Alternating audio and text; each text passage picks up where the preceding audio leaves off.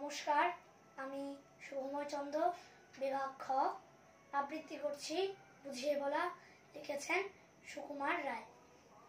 ও শ্যামা দাস, আয় তো দেখি, বস তো দেখি এখানে, সেই কথাটা বুঝিয়ে দেব 5 মিনিটে, দেখে নে।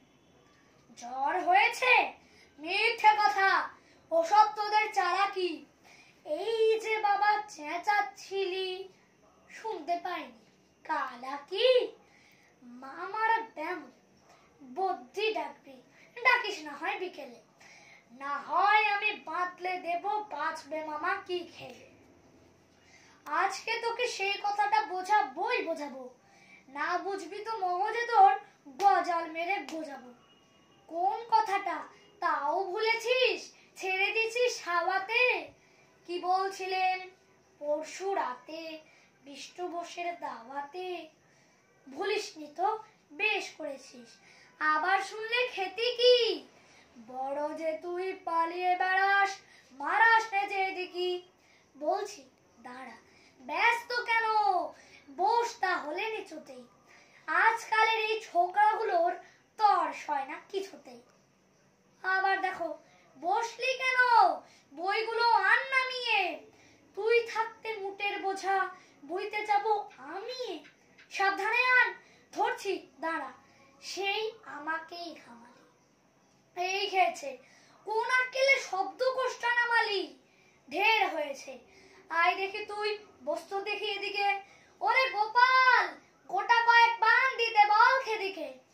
বলছিলাম কি, বস্তুপিণ্ড সূক্ষ্ম হতে স্থূলেতে, অর্থাৎ কিনা লাগছে ঠেলা পঞ্চভূতের মূলেতে। গোড়ায় তবে দেখতে হবে কোত্থেকে আর কি করে রস জমে এই প্রপঞ্চময় বিশ্ব তরুর শিকরে। অর্থাৎ কিনা এই মনে কর রোদ পড়েছে ঘাসেতে, এই মনে কর চাঁদের আলো পড়লো তারই পাশেতে। আবার দেখো, এরই মধ্যে হাই তোলবার মানে কি? আকাশ পানে তা আকাশ খালি, যাচ্ছে কথা কানে কি? কি বললি তুই?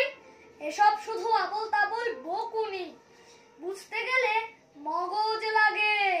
বলেছিলেন তখনই, মগজ ভরা গোবর তোদের, হচ্ছে গুটে শুকিয়ে, যাই কি দেওয়া কোনো কথা তার ভিতরে ঢুকিয়ে।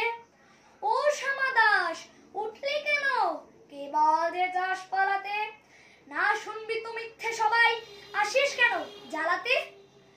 তত্ত্ব কথা যায় না কানে, যতই মরি চেঁচিয়ে। ইচ্ছে করে ডান পিঠেদের কান মলে দি পেঁচিয়ে। নমস্কার।